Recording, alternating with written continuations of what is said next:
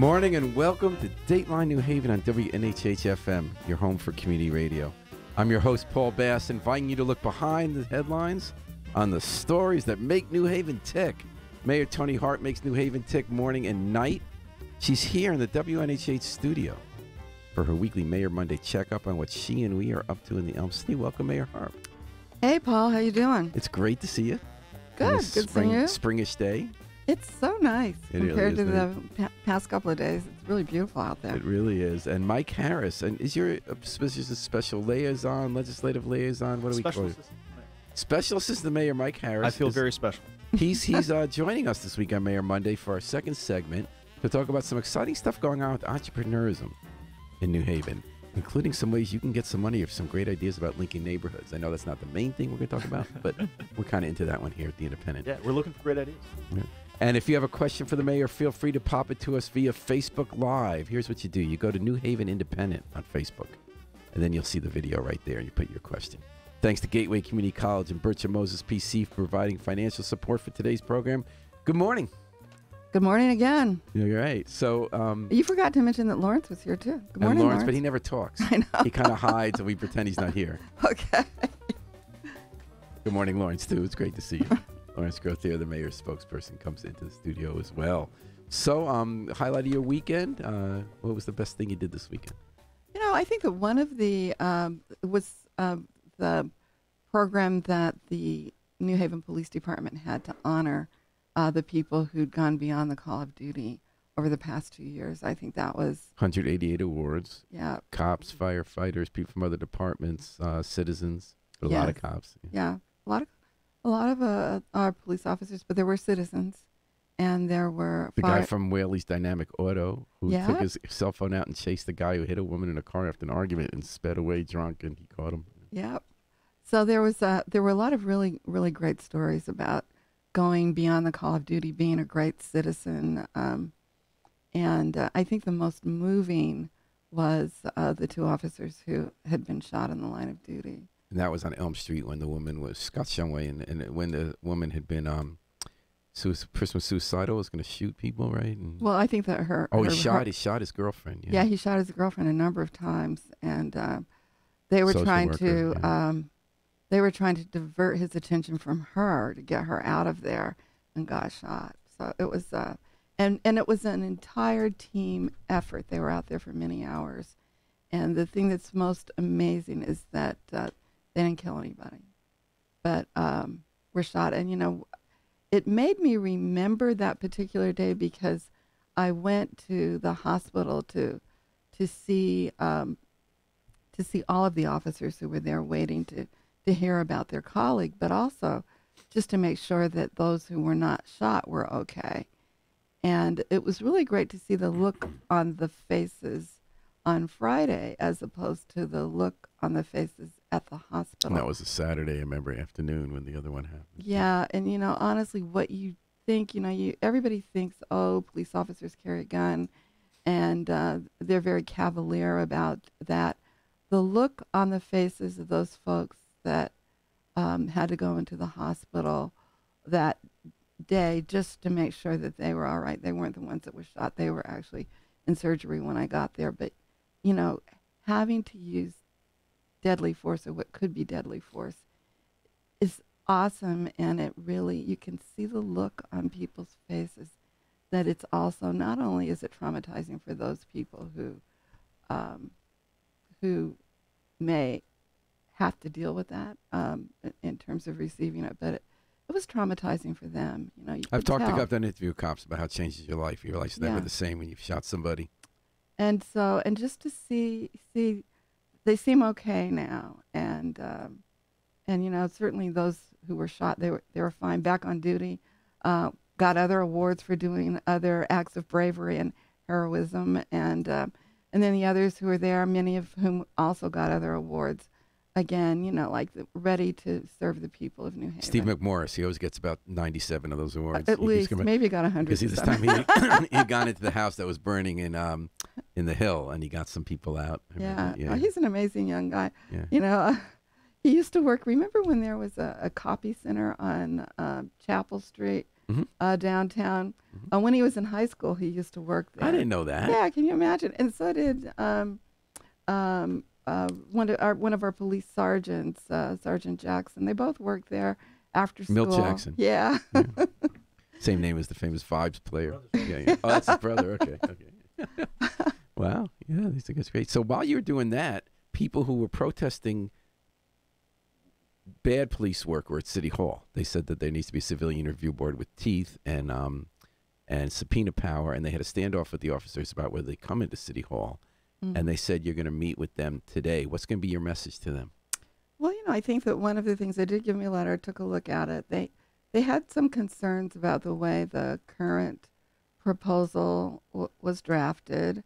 And some of the things that they raised, I think were good things to raise. And I spoke, I didn't speak, I sort of texted back and forth, now that you do a lot of texting, with the president of the Board of Alders, and she said to me that they will be taking a look at the proposed amendments and holding off on passing it today. Oh, so tonight it will not be passed? No, I don't believe it will be passed, because they want to take a look at their proposed amendments. And then there are others that have proposed amendments as well. And they want to do as thorough of a job the first time as possible. But my message to them about laws, having been in the state of Connecticut in the General Assembly for 20 years, that, oftentimes, it's not perfect the first time that you pass it, and that it is an evolving or iterative process. And so you get it implemented first, and then you constantly work on it. The people who will be on the Citizen Review Board will work on it, and then, because you'll learn things by doing that you just can't conceive of prior to actually operationalizing something. And so that would have been my suggestion to them. It still is. That they pass it tonight? No, that when it gets passed, that they don't think it's going to be perfect. Gotcha. So like as you pointed out a few shows ago, this isn't your call. It's not. The Board of Alders put a referendum question out to the public, and it passed. Yep. And the point of the referendum was, we had a civilian review board to monitor the police, and they felt it wasn't strong enough. So the point of the referendum, give it teeth. Right. And that was in 2013. Yes. It's been a while. Yeah, 2013. Yeah, and then now 5 years later, they still haven't passed it because it keeps coming back to this question about how to give it teeth. Right. And they really didn't give it any teeth. Like a few different people are pointed a different way. And the question is, can you have subpoena power? And so a lot of the alders are convinced you can't. Your corporation counsel wrote that you can. The activists point to other places where it made the whole difference. They felt some of the questions whether the president of the Board of Alders can give her subpoena power to that committee. Some of us wanted to give my subpoena power to that committee, but my subpoena power, as I understand it, is pretty specific to the Board of Alders. Oh, so that you could subpoena to what well, in case they decide they don't want to meet. Right. You can send a sheriff, right, to their house and pull them out of bed. Right. I know a guy once got pulled out. Yeah, I think you should use that sometimes. Like, but most of them come to me. Next time, next time they turn down one of your top appointees. Yeah. You could call like a 2 a.m. meeting, and then have them all pulled out of bed. Oh, that's Isn't an that how you like interesting to do business? Well, I haven't done it yet. I don't know. Paul, it sounds like you think that might be fun. Maybe to witness. Yeah, definitely. Well, I hope you give us a heads up. Yeah, definitely. We'll definitely put that on Facebook Live. Yeah. So I think Bob is on the line. Bob, is that you? Yes, it is, Paul. How are you today? Good. How you doing, buddy? All right. Happy Hanukkah, by the way. Thank you. Hello, Mayor. How are you? Good, Bob. How you doing? Okay, hanging in there. Bob, I'm not convinced. You need to be a little bit more chipper. It's still early in the morning to me. But I guess my first question is about George H.W. Bush. That's right. The president died. You ever had a chance to meet him and, your thoughts about him? Well, I've never met him. I do know that he, I believe he was born in Bridgeport. He grew up in Connecticut and went to Yale And I know everyone at Yale is very proud of the fact that he and I believe his son as well, who became president, went to Yale. I went to Yale. I'm not proud of that in the least. Oh. I'm sorry. Well, Sorry. there are some who are. Okay. Well, everybody has a different way of seeing things. Wait till you're president. Yeah. And so, I think that what you're hearing people say most about him is that he dedicated his life to public service. And I think that it is a high calling. I mean, there are times when I'm sure many of us didn't agree with some of his points of view, but he did give his life to serving what he thought were the values for the people of this great country. He had a real sense of social responsibility. Right. He thought he should conduct himself by a certain set of values and be respectful and uphold traditions and govern responsibly. I mean, he was a weak domestic president. He saw the flip side of LBJ. Mm-hmm. LBJ was a great domestic president and just couldn't find his way into foreign policy. And Bush, obviously stumbled on the domestic issues, but knew what he was doing abroad. But what struck me, and I like, because the Trump moment, everyone's talking about what a gentleman Bush was and how respectful and how he played nice. But I mean, he won his office with the Willie Horton ad, Mm-hmm. which even, the racist ad that took us down another dark alley on the road to Trump.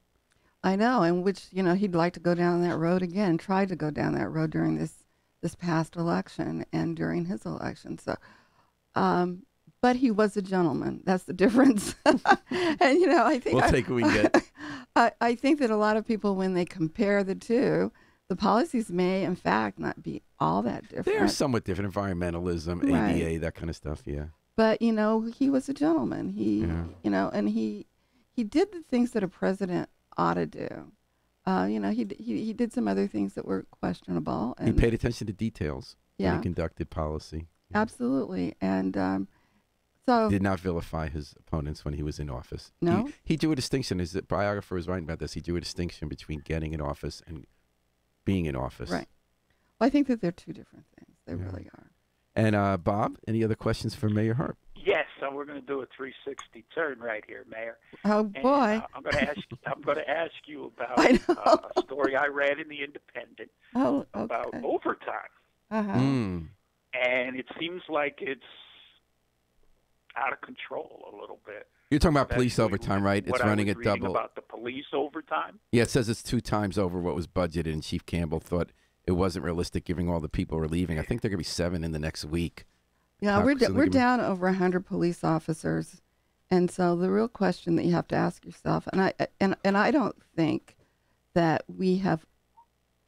I think that we're providing the kind of policing that we need for a city our size, and that means if you don't have the officers, and we don't, we're down 100, and we could be down another 130 by the end of beginning of February, depending upon a number of things, then you end up having to spend more money on overtime. And as I recall, one of the things that and we said during the budget process that there would be pressure on the overtime budget if we couldn't really fill those positions quickly, and we had some difficulty doing that. And so we will have some officers on the street, hopefully, but they will not be independent for another probably even 3 or 4 months. Meaning once they have to be with their training. They have to be with a training officer. Right. So, and then we have this whole issue of these are the things that I worry about a little bit. We have this whole issue of the negotiation for the next contract. And I've been told that depending upon how the healthcare issue turns out, we may lose, 30, 40 more people who could actually go. And so how do we police a city when we have so many people leaving? One of the things that I have asked our personnel department to do and our civil service commission to do is to give us the ability to have a lateral police officer. So just like other departments are taking our officers after we train them, we can take officers from other towns if we had this position when they've retired from their towns, and so. Oh, great idea.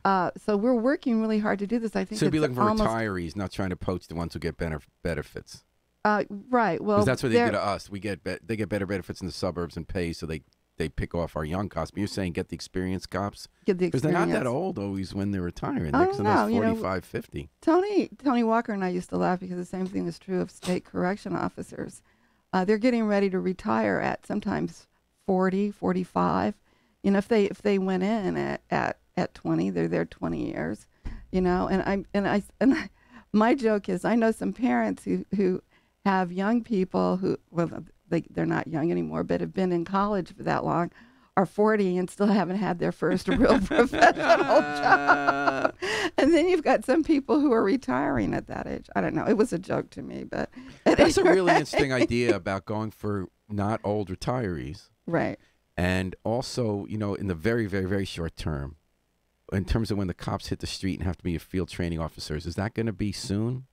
I'm hoping so. I think that it's either going to be in January, late January, early February. Okay, so that is the colder weather right, when there is less street crime. right. So it gives us a few months until you need more people out on the street alone. And we're going to have to do a new class, maybe in 19, maybe 2 classes.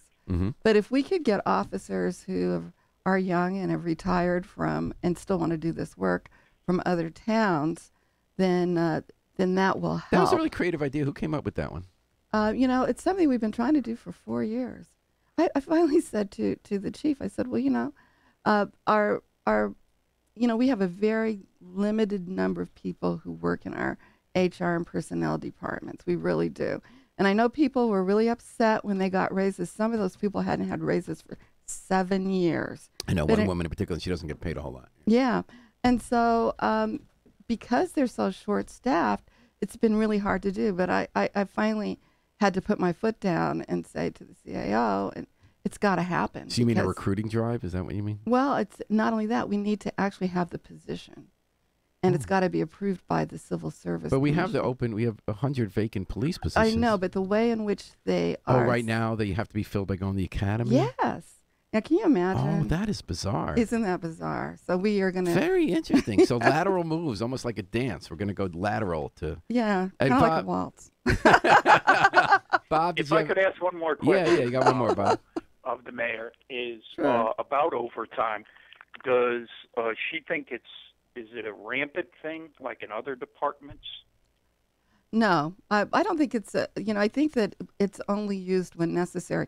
One of the really great things that Michael Carter did when he was the chief administrative officer and what Sean Madison is doing is that they meet on a weekly basis on overtime with the departments. They go through every single. Well, police and fire are the biggies, and you hired a lot more firefighters, right. but you're still somewhat hamstrung by our contract about how many officers that. Sure, firefighters have of to be minimum in. manning and all of that. Yeah. But they meet on a weekly basis, and we try to make sure that there is pressure to assure that we're only doing what is necessary. Hey, Bob, thanks a lot, buddy.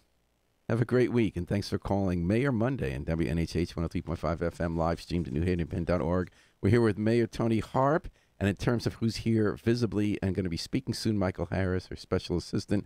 But I'd like to just get quickly to online. Eric Mastriano says hello. Hello, Eric, and congratulations on your race recently completed. Tom wanted to ask you about George Bush. Ned Lamont, fellow Greenwich resident, native, had a press release heralding him as a civil Republican. Is this something state Democrats should be doing in 2018, celebrating civility despite policy differences? You know, one of the things that you learn once you become the governor, once you become a member of the General Assembly, and, in many of our towns where there are both parties, is that if you really want to run government, and that's after the election, you've got to work with everybody on both sides of the aisle. So civility is really important. And we'll get back to other questions. But first, I want to say good morning again to Mike. Oh, and we have another Harp on Explosion. Oh, this was tweeting you went out on what you were saying that we're down at another 30-40 next February. Mike Harris, special assistant. You've been working on a number of projects with the mayor's administration and with people in the community about digital inclusion and new enterprises. And you want to come tell us a few things about that, beginning with some recognition from the National League of Cities. Yeah, absolutely. So for the last year and a half, I've been the mayor's designee with the Elm City Innovation Collaborative, which is a new organization that we created in answer to the CT Next Innovation Places program. And that's a state quasi-public agency, had dollars, so this didn't come out of New Haven tax dollars. They said, we want to have innovation hubs in the state. We want to have new tech enterprises. New Haven was a happening place. You competed. I remember the mayor put together a team, took everybody on a tour, and they said, here, what was it, like a couple $1 million? Yeah, so this program was actually put together right after the time that GE left. And so the narrative that the Republicans spun was that taxes were driving out companies, but all these companies were going to these high tax places like Boston. Yeah, people always leave that part out. Yeah, and so actually, our they're going to places they want to be, and compared to when these corporate headquarters were put together back in the 50s, where workers would move to the job, now these jobs are chasing the workers to where the workers want to be. And so the question is, if you're driving an economy, you need to create a place that workers want to live and stay, and the companies will follow. And so actually our state delegation and Martin Looney and people fought several years ago to create this program called Innovation Places. That's saying that if we can create these hubs, we can draw companies there and have economic growth for the state as a whole. And so since then, the mayor helped us compete and put together a team to win that designation. So we've been getting $2 million a year for 3 years to support programs. What year are we in, Mike? So we're just entering our second year. In our first year, we had programs that ranged from the new Innovation Center at the library to programs like CoLab that are coaching community members on how to right, do and then the they get types in of the weeds, entrepreneurship. and they get people who have new enterprises. They give them these micro grants to get started. Like the one about how everyone gets to each other's, who wants to cook a dinner for everybody else, and that kind of stuff. That was fun. So things range from that all the way up to the high tech. So New Haven has an amazing strength in life sciences and drug discovery. There are people in New Haven working in labs to cure cancer, to invent new antibiotics, and so giving them some of the physical resources of new lab space and testing facilities that they need to grow.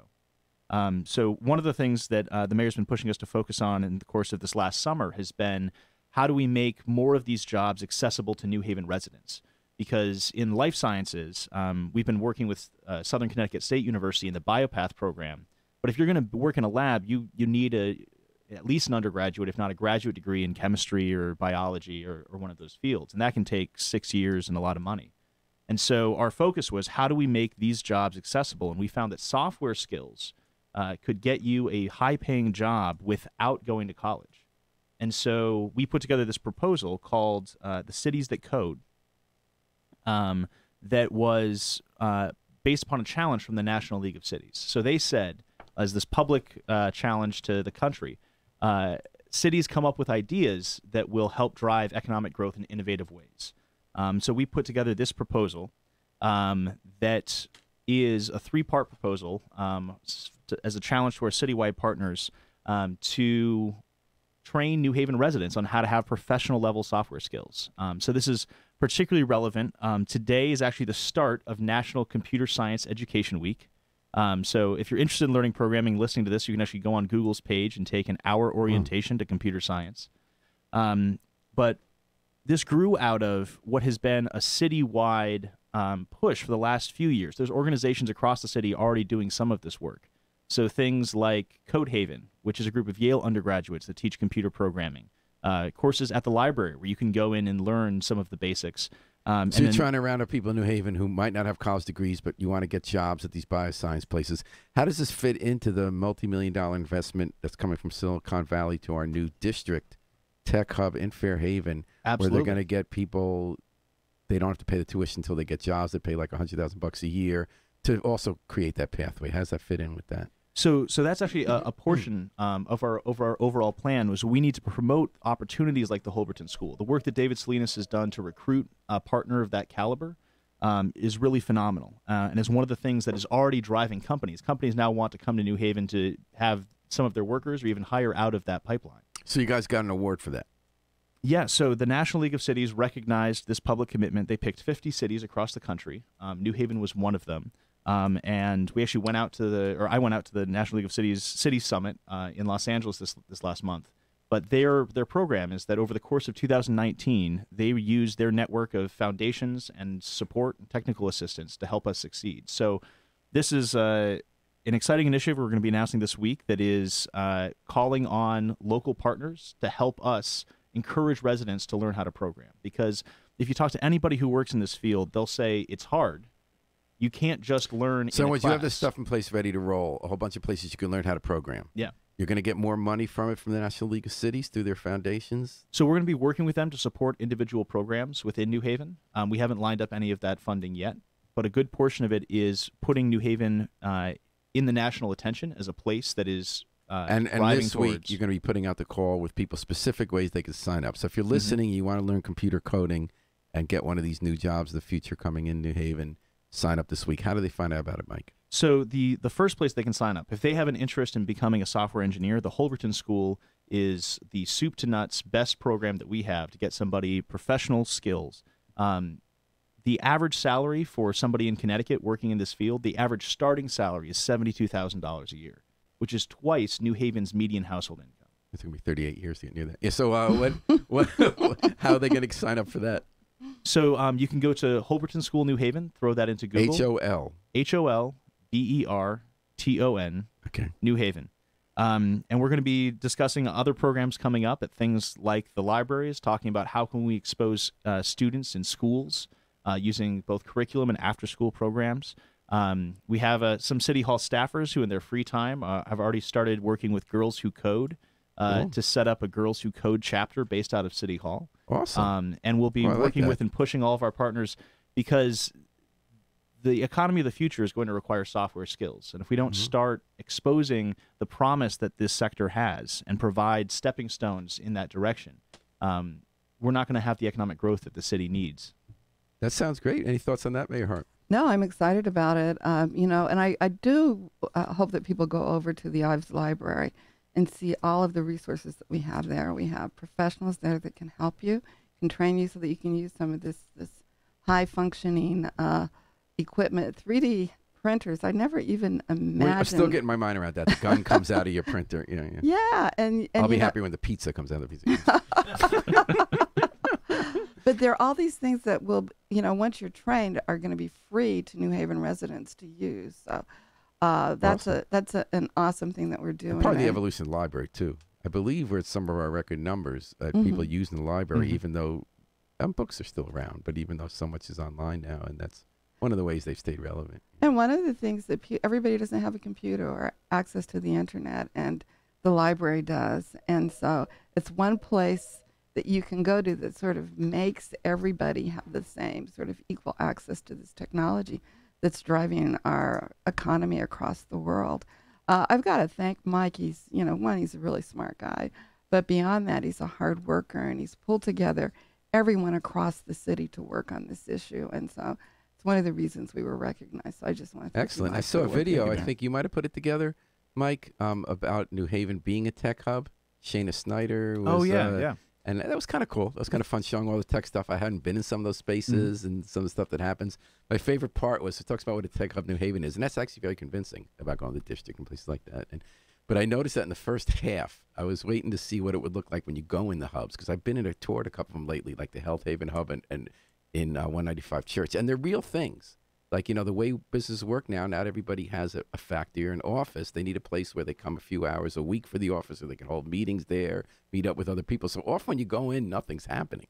Like when I was up at Health Haven, nothing was happening. A lot's happening there, but you don't actually see it with your eyes when you walk in. So the first half of the it video, varies by sector so much, which is shocking, which is in the medical field and all of the companies that they're working with, they're actually working with researchers and doctors who are starting up these companies in their spare time. right? So 9 to 5, the lead people actually aren't in there. It's on the weekends and at the night and during their lunch hour. But I loved how the video morphed. So at the beginning, it's saying a lot's happening, and I say, well, I was there, I didn't see much. Oh, but there, 2 people were typing on a keyboard. I was thinking a lot of what happens is people are typing on keyboards. They're having conversations with venture capitalists who might give you like $20 million, or with someone who's in Chicago while you're in New Haven discovering a cure for cancer. But all you see is they're like typing on a keyboard. But in the second half of the video, there were a lot of other things happening where they were talking ideas. And there are a lot of synergies that happen because there, like you have lawyers that are there that help people start their companies, and they can use a little bit of the IT stuff. I know that Comcast NBC is going to be there so that they're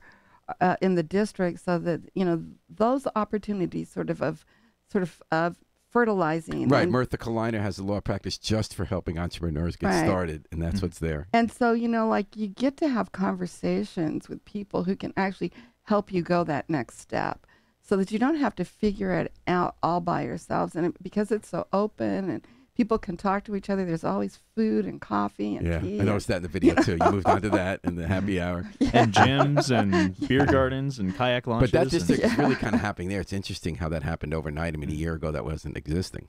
Right, it wasn't. and now But they, they've been like- working on it for a while. Yeah.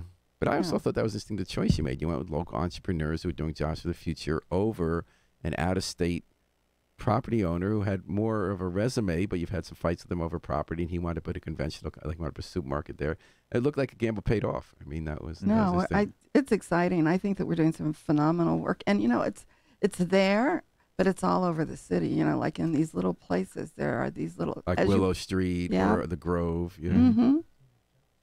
Yeah, right on Chapel Street as well. So you're seeing it all across the city, and actually it's sort of seeping into the suburbs as well, and it's connected as well to our very strong educational platform that we have here, with Gateway being downtown, with University of New Haven, Yale, of course. I was interested that one of the fast-growing companies in the district is UNH grads. Right. University yeah. of New Haven. That was kind of interesting. It is, and Albertus Magnus, so that all of these young people coming together are really helping to sort of build this economy for the greater New Haven area. And then, Mike, I think you were also involved in this new mini grants that the Collab people are putting out. Collab yeah. is the group Yeah. formed through this initiative of innovation. Mhm. Caroline Smith, Elizabeth Nearing, Ben Berkowitz from C-Click Fix. And you're challenging people, tell me if I have this right, because I probably don't. You're challenging people to come with an idea that would connect, a project that would connect, let's say, New Hallville to downtown or Orange Street to Fairhaven, and you get $2,500 to put it through. Is that what that is? Or Yeah, so I mean, it's the same idea of trying to bet on local ideas to transform our spaces. So, I mean, if you're walking around town, I think there's plenty of spaces that you can pass by and are maybe not as appealing or aren't as appreciated as they could be. And so there are wonderful little parks. There are wonderful pieces of art that when I walk around the city make me proud to live here. That make me more likely to spend time there. That make me more likely to sit and meet new people. And so the challenge is where in some particular neighborhoods could we better use our physical spaces to link each other together, to connect us? Well, so that's it's interesting. called the Could Be Fund. I like to that. try to spark some and imagination. could be It's- fun. Could be fun. It could be fun if to apply. That was intentional, right? Yeah. I was looking at the headline. I said, "Oh, that's what that is." It actually came. We were having one of our planning meetings, and somebody just said the sentence: "The spaces that connect us, that divide us, could be the spaces that unite us." And so I think everybody. And one of my stopped and favorite was like, projects of "That's that it." were the murals they painted under the highway overpasses that divided Jocelyn Square from Mhm. State Street and downtown from Upper State. Absolutely. And So, it would seem like Jocelyn Square might be one of those perfect places. so we're looking for more ideas like that. So you can go onto the New Haven Independent, read the article about it. The application is going live probably this afternoon. All right. People can go and apply. It's a rolling application, but we're doing small grants, so below $2,000 for small pieces of art or projects or a bench. But we have up to $25,000 for larger installations, so streetscape furniture, larger interesting. murals, things like that, All lighting right. projects. Do you And really remember encouraging years people ago to that be creative. was named Philip Johnson, that guy who did the statues on the green that were human-like? Oh yes, I remember that. Yeah, Those are fun to those talk are about. fun. Yeah, Yeah. absolutely. I love public art. This is a kind of a connection between a business that's done really well and technology here, Technolutions, and then people appreciating New Haven. I went to church yesterday at Center Church on the Green, and there were all of these sort of new people there, maybe 5 people that I noticed I'd never seen before. And they were from Jackson, Mississippi. Oh, And the reason that they came to New Haven was to visit Technolutions, because the young man, I believe his name is Alexander Clark, who initiated that, who was the founder of that, grew up, I guess, in Jackson, Mississippi. what is Technolutions? I've seen the name, but It's a software company that enables better processing of applications to universities. oh, right. Yeah, right. Yeah. And so the thing that was really cool is they came, the mother of this young man evidently really likes New Haven. And so she brought her choir. Oh, wow. And so they did all of that stuff. They walked around New Haven. I guess today they're going to Technolutions to see what that is. But they were really impressed with our little town. It was amazing. But there is that connection between, like the IT development here and then really connecting other people from New Haven and around, but also from outside of New Haven. Well, like at that Health Haven hub when I went up there, when things were happening, I just couldn't see it in 3D. I had to have 4D. Like I think there was one of the founders is from Chicago, but she went to SOM, working with someone here, and the woman showing me around, lives in Brooklyn, but manages it remotely, but comes up half the week and had gone to the public health school. So yeah, geographically, people are much more spread out, but yet more connected than ever. And so I guess with these hubs, we're trying to cement it here, right? I think that we are. We want people to actually live here and enjoy it here and be connected here, right, Mike? And I think it's both connections outside of New Haven like that, or for visitors the first time that they're coming into the city to have an experience that makes them want to stay, invest, and live here. But it's also connecting people who do live here now who may not feel as connected or welcome in some of the places. So thinking of a place like Science Park, where there are world-changing innovations happening. They're doing stunning research. Companies in Science Park have had $100 million IPOs in the course of the last year. But there's a fence that can disconnect the people who live on the other side of what's literally called Division Street in New Hallville from feeling a sense of shared purpose, shared identity, that they're welcome there. And so... well, they used to block off the street. They used to block off the street. Tony and others on the Board of Alders voted to lift that fence. Do you remember that? I don't. But Westchester Avenue was fenced on both ends. So Concat has made a lot of progress with their Orchid Cafe. There's now a community garden that's going in along that side, and so I think you got the Farmington Canal Trail. You can come all the way through. You can come through from Division Street on the Farmington Canal Trail. So I think that's one of the places where we're interested in seeing outdoor seating or public art or something that can better connect. Oh, that'll be neat. Those neighborhoods in that space. Because it's always like the way the bakery didn't quite work when it was 2 steps away on the other side there. When they tried the whole G. And connect as well. You're doing that on Mayor. We're making the connections on Mayor Monday on WNHH-FM, your home for community radio, live streamed at newhavenindependent.org. I'll get to a couple more other questions later, but I wanted to ask you about, we talked about, Mayor Harp, the good gamble you made on District. You had a Connecticut Bus Depot. Whom do you pick to develop that? That was done by Matthew Nemerson, who was your development administrator, worked on some major projects. He's now left as of last week, and people are wondering what comes next. And we've talked on this show about that before, about if you're going to restructure some of these jobs, combine either the city plan director with the development administrator or the Livable City Initiative with the economic. Any thoughts on that? Well, I will be honest with you. We'll probably just select another economic development administrator. In the meantime, Michael Piscatelli, who is the deputy economic development administrator, who also wears the hat as the director of planning, at least for the time being. Acting city plan director. Yes. So now he's acting development administrator. Yeah, we thought we should hire him at Lazy Parking. He's as acting parking fee collector. Well, and one of the things I've got to worry about now is, like the Lamont administration sort of picking off everybody. But, we're going to look at... It's a good problem if you can call them up, right? Yeah, it's just tell them they still work for you and they're going to send you money. Yeah, especially that. So long story short, we're going to take a look at how we do things, and we may make some changes when we go through the budget process. But are you going to hire internally, or are you going to do some big search? I think that we will do both.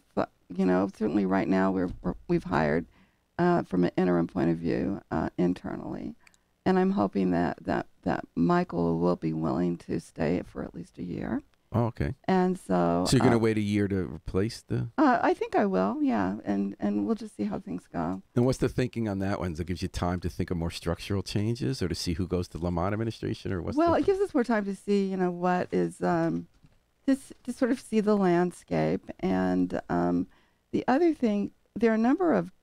I think we're really busy right now with economic development. And so there are a number of these projects that I want to see move forward. We're thinking like the Webster Bank building, the Boutique Hotel. We're thinking of the Live, Work, Learn, Play. Right. We're thinking of the 2 that now you got the lawsuit settlement with a competitor, so now you can build 2 separate projects at Olive and Chapel. Is that what you're thinking? I'm thinking that we have those kinds of things. We've also got garages on Route 34. I mean, there are things going on all over the city, and I think that it's going to require someone that has had experience working with the city, working through our process, and so that's one of the reasons that I asked Mike to do this work. But for a year, you're saying acting for a year. For a year, yeah. Mm-hmm. That's interesting. Yeah. You know, I was talking to one of the developers of the project you mentioned just now. I won't say which, and a lot of people are talking about how long this moment's going to last. So you've been mayor at a time where you had an opportunity when people are willing to invest. You don't have to bribe them to do it, right? Right. Instead, you can negotiate what you want. Right. Which I don't think you and I had seen that in our lifetimes in New Haven before that, because of a number of factors, Right. including safer city, Yale involvement, economy, all that kind of stuff. We can say And we're whatever. 18.7 square miles. There's only so much that can be done. So in any case, people are saying with interest rates going up, with the uncertainty of trade wars, although there was good news on that front from China yesterday, when are steel prices going to go up? When is it going to cost more to build? When are we going to have a recession? We're in a year from, if there's no recession within a year, it'll be the longest period in American history, I believe, when there's not been a recession. So there's going to be a recession at some point. Sure. So this building boom is going to stop. And I guess you're saying you want some continuity to get these things over the line. Yes, that's what I would like to see happen. All right. And that's what I will work towards. All right. Tom asked, Mayor, how do you feel your management team budget presentations are going? What has stood out to you in audience feedback? And those are you're going to all the community management teams in town, talking about how city budget works, preparing people for next year, and also hearing what people have to say. Well, you know, I think that one of the things that I was glad to see is that people seem very interested in it. You know, it could be the kind of thing that would be sort of like eating sawdust. But it seemed like people were genuinely. Oh, you mean listening to a budget presentation? Yeah. I heard it did get shorter though. It started out at 40 minutes. The part before they react to 20 now. Yeah, we've learned some things. You know, that they don't want to know every single thing and where every single T is crossed and every And single as you said, period attention is, so. deficit too. Like at what point do people kind of lose it? Like a person gives a sermon in church or synagogue, after 20 minutes, do they kind of lose the thread? Yeah, I think 15, 20 minutes is about all people can tolerate. And, you know, you kind of get an idea because they start leaving. But I do think that people have shown that they're interested in it, and that even I've heard some of our aldermen say that they were not as aware of the entire process. They just voted and conducted that process. Well, I'm just saying, you know, Okay, like, okay. you know, there was some things that we do Okay. that they were not so aware of. And so in terms of how we put things together. And so I think it's a good learning experience for the entire community. All right. And anything changed besides the length of the first part of the presentation, what you're hearing from people? You know, I mean, it depends upon who is in the audience. There's certain people, you know, if you're on FRAC, That's or the you go to financial, those the meetings, oversight group, yeah. and Budget Watchdog. So you know, of course, Mr. Joyner, you know, like he's going to have his In point New of view. Hallville. Yes. Not Ed Joyner, Ken Joyner. Yeah, Ken Joyner. That's one of And- those great New Haven names. Yeah. I feel like every few years we're hearing a lot about someone named Joyner, and sometimes they're all related. Sometimes they probably have to go to DNA registry to find out if they're related. Yeah, sometimes it's a Y and sometimes it's an I, you know. Yeah, yeah. And so, you know, I think that it creates an opportunity to have conversations at a more granular level with more people than we get to do through the budget process, which, by the way, is very open. But, you know, you have people who are coming to testify on specific things in the budget. This is about the process. And so I think that we've learned a lot, and I think people have learned a lot as well. It's good to get out there. I think it is good.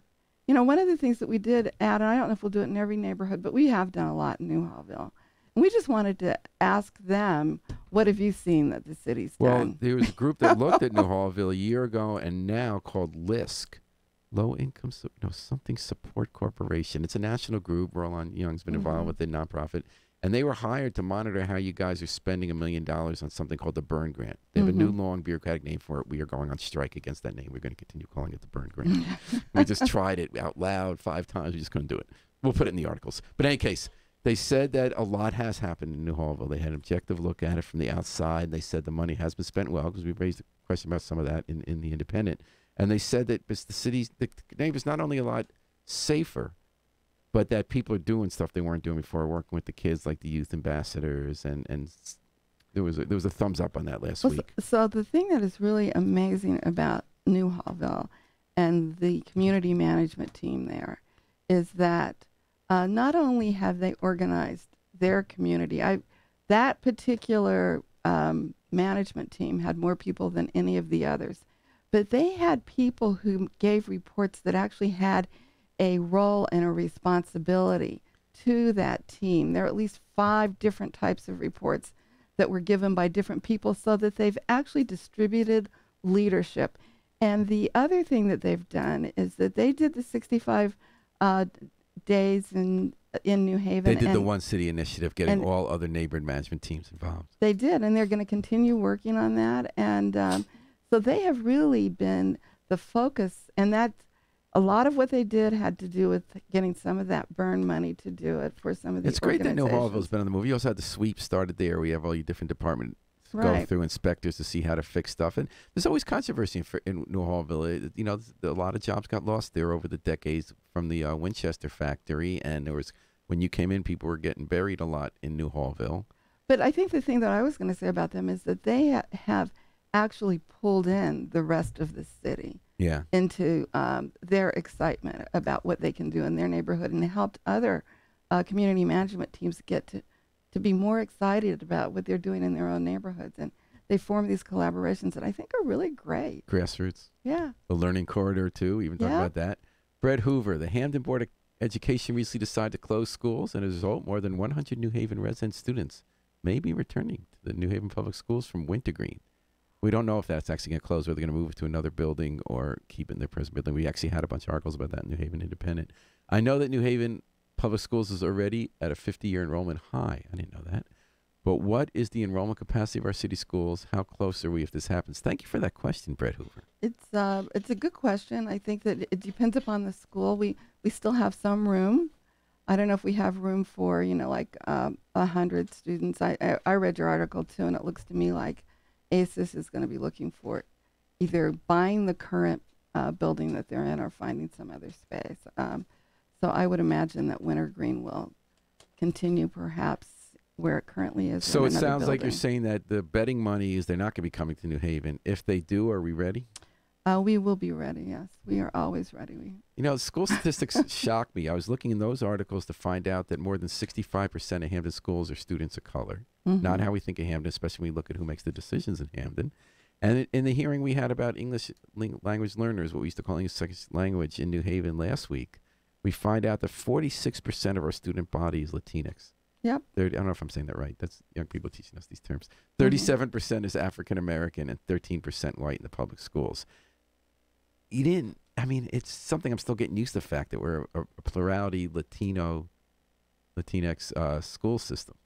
No, that's absolutely the case. We are very aware of that and are trying to do everything we can to serve that population. Lyric Hall up for sale.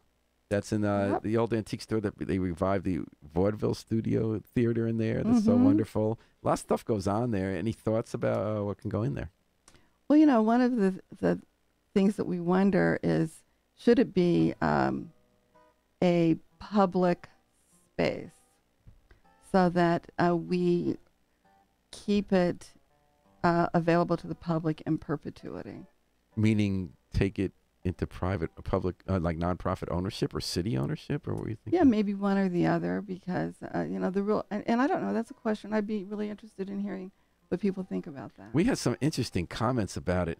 Henry Fernandez suggested that group, the Long Wharf Theater, Schubert, and Albertus, who wanted their space, why don't they go there? Mm-hmm. And I was running the people who do the Costume Music Hall. I wonder if they'd want to do something there, the way use that other space in the hall to kind of build events around what could be small performances. I think there's a lot of interest in that space. No, I think there's a lot that could happen there. So we've got a lot to think about. All right. Well, we had a lot to talk about today. Mike Harris, thanks for joining us on Mayor Absolutely. Monday. Thanks for having me. And he's no stranger to the WNHH studio, does some great work here on teaching people how government works through podcast. Mayor Harp, thanks so much for coming in. It's always such a great way to start our week. And Well, it's good to be here, Paul. Oh, you lit the Christmas tree. And The I was gonna Christmas tree. hang out to watch you do it, but it was cold. I walked by because you had 3,000 lights with one switch, right? That's right. What was that like? Oh, that what Oh, more 30. than 30,000. I always get Yeah. my zeros wrong. I'm I sorry. know. Maybe almost 40. And Brett Hoover says thank you. Really? And yes, and we lit the menorah last night. That's right. So what was it like lighting almost 40,000 lights with the turn of a switch? Well, it was very easy because it was a turn of a switch, but it was so beautiful. It was it's a beautiful Christmas Well, tree. Christmas, Hanukkah, the seasons, Our the- holiday tree. the holidays. No, what I'm saying And is that with well-attended. these holidays, light is the theme. That's right. Light is the ritual. It's all about the fact that we are going into the darkest time on earth, and that all it takes is one little candle to create the light, right? All right. And so we celebrate light. What better way to end than that? Thank you very much. And thanks to Gateway Community College and Bridget Moses PC for providing support for today's program. As usual, we're going to take it out with the Afro-Semitic Experience performing I Wish I Knew How It'd Feel to Be Free from the group CD, A Plea for Peace. So in the words of Woody Guthrie, I wish you to take it easy, but take it.